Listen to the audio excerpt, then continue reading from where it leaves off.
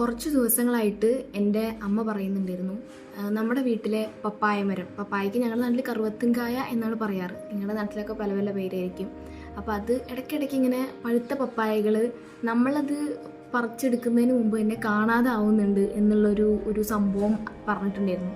അപ്പോൾ ഞാനും എൻ്റെ വീട്ടിലെല്ലാവരും ഇങ്ങനെ അതെങ്ങനെയായി പപ്പായ കാണാണ്ടാവുന്നത്, ഇപ്പോൾ ആരെടുത്തുകൊണ്ട് പോകാനെന്നൊക്കെ നമ്മൾ വിചാരിക്കുന്നുണ്ടായിരുന്നു.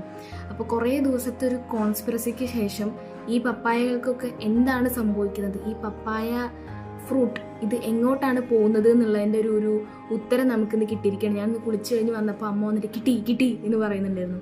അപ്പോൾ ഞങ്ങളെല്ലാവരും കൂടെ ഓടിപ്പോയി നോക്കി. അപ്പോൾ ഞാൻ നിങ്ങൾക്കിപ്പോൾ കാണിച്ചു തരാം എന്താണ് ഈ പപ്പായ മരത്തിനും പപ്പായ മരത്തിലെ പപ്പായക്കും സംഭവിക്കുന്നത്.